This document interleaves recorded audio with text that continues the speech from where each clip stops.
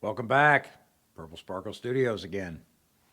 If it's not a Rickenbacker, then I don't want to hear it.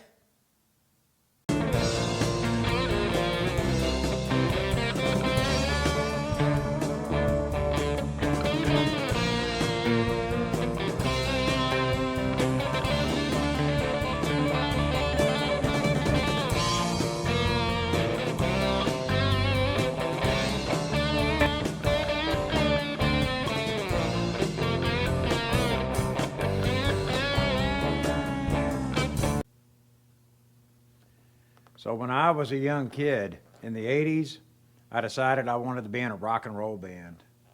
I thought I could be a decent drummer.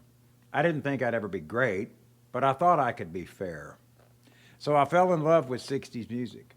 In the 80s, there was a big 60s revisionist type of a time. A lot of musicians from the 60s were now in their 40s in the 80s. They wanted to know if they still had it. So I remember seeing The Who in Rupp Arena in 1982. They about blew the roof off the place. It was a fantastic concert. But there was something else that intrigued me about the 60s sound. That was those wonderful Rickenbacker guitars. I just didn't see the Rickenbacker much with bands of my day. Now I take that back. REM used Rickenbackers, so did the Smithereens, along with some other bands, the Pretenders, for example. But the metal bands, no, you just didn't see it much. Some of the country stars, of course, used Rickenbackers. And the Rickenbacker bass guitar, well, that was used across the board. A lot of people loved the Rickenbacker bass. But something had happened in music. The rhythm guitar was just gone. It wasn't what it was in the 60s. I missed that. I couldn't play guitar. I still can't play guitar. Just a few years ago, when COVID happened, I decided that I would get back into music. Everything was shut down. What was I going to do with my life? Oh, I don't know. I guess I'll play music again. I hadn't played music in over 30 years. So I went and got a drum set. And hey, why not? The house was all mine. I loved it. But the Rickenbacker never really left my mind. So you know what? I decided to go out and buy my own Rickenbacker. Why? Because none of my friends that I had known all my life, just about, had a Rickenbacker guitar. Can you believe that? These guys that I knew in their teenage years that were now in their 50s, pushing 60, still didn't have a Rickenbacker. I could not believe it. So you know what? I'm just going to get one myself. So I got one, and I set it up in my house. And now whenever my genius buddies come over, whoa, you got a Rickenbacker. Can I play it? Yeah, I want to play that Rick. Oh, geez, you never did before. Now that I got one. Now I know what you're going to say. John, Rickenbackers cost too much money. Well, listen, guys, Rickenbacker is an American-made guitar, and it's made by hand, okay? But you can buy a Rickenbacker 620 right now for, I think, about $1,850 plus tax, right at $2,000, maybe a little less. You can also buy a Rickenbacker 360 6-string for around $2,000, maybe a little bit more. Depends on the kind of deal somebody gives you. Of course, I have seen them as high as $2,400, $2,500. But here's the thing. So many people will go out and spend $2,000 on a Gibson Les Paul or more. They'll spend $7,000 on what the Gibson, was it the Firebird? You know, they spend a fortune on these guitars. Rickenbackers are actually cheap compared to the guitars I just mentioned. Now, don't get me wrong, if you're looking for a Rickenbacker that costs $20,000, you can find them, okay? They made some special colors years ago. They still do. Whenever Rickenbacker makes a special color, and they're only going to make a lot of, say, 30 guitars of this color, those guitars can get pretty valuable. I do have one myself that I'll share in a later video. But anyway, Rickenbacker's 3 average colors. You got Maple Glow, Fire Glow, and Jet Glow. They make those continuously.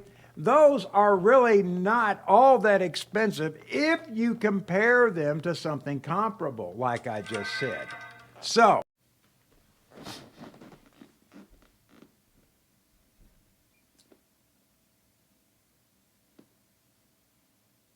hey guys. All right. So, here is one of my Rickenbacker guitars that I am so proud of. It is the Rickenbacker 620. Tom Petty played quite a few of these in his long career in the music business. Man, isn't she a beauty? And that guitar, just gorgeous, man. I love it. You know, like I said, I can't even play guitar. Can you believe it? What am I doing with these guitars? Well, I wanted to hear a Rickenbacker played. So like I said, I realized that if I was ever going to hear one, I'd have to get it myself and get somebody to play it. And a lot of people enjoy playing these. I'm working with a young lady right now, and she's quite a guitar player. She's not a tremendous soloist, but boy, she can sure hit some nice chords, and she can really, really make a Rickenbacker jangle. I'm really looking forward to a future with her in music. Anyway, some more information about the 620 quickly. As I said, this is an affordable Rickenbacker, I think. This guitar here will set you back $1,800 or $1,900, just depends. You can find them used on sites like Reverb now. I've seen them for as low as $1,400, $1,500. And, you know, that's what you're going to pay for an American Les Paul. As a matter of fact, you can pay more for a Les Paul if you want to. So, a Rickenbacker 620, a new one, I think is very, very well priced. If you look at the way inflation's gone up on everything else, really it hasn't gone up on Rickenbacker that bad. So, they're a nice, well-made guitar. They're made by hand, more or less, out in California. I'm not saying they're completely made by hand. I'm sure there is some machinery in their factory, especially in 2024.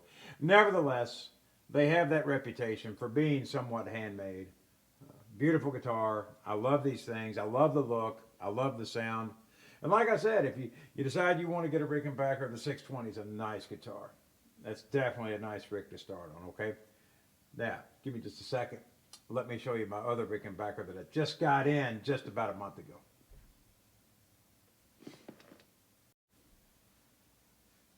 Okay, guys. This is my lovely, wonderful Rickenbacker 360, 6-string.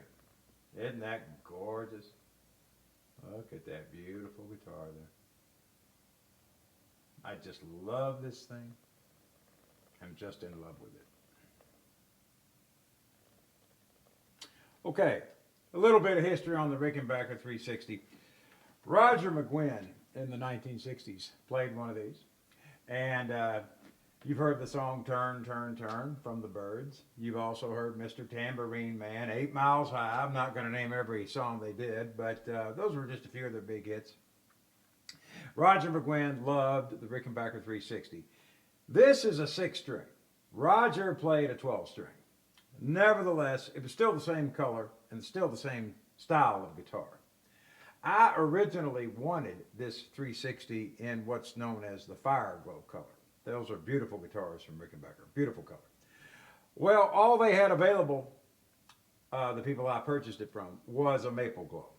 So I said, you know, I don't have a Maple Glow. I do have a Fire Glow bass, Rickenbacker, and I have the Jet Glow that I just showed you, but I didn't have a Maple Glow. So I thought, you know, go ahead and send me a Maple Glow, and we'll just see how it does. Well, I tell you what, I've not been disappointed. It's absolutely gorgeous. I'm very, very, very happy with it.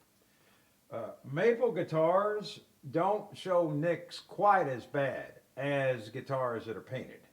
It seems like a painted guitar, you get a nick, it shows up pretty good.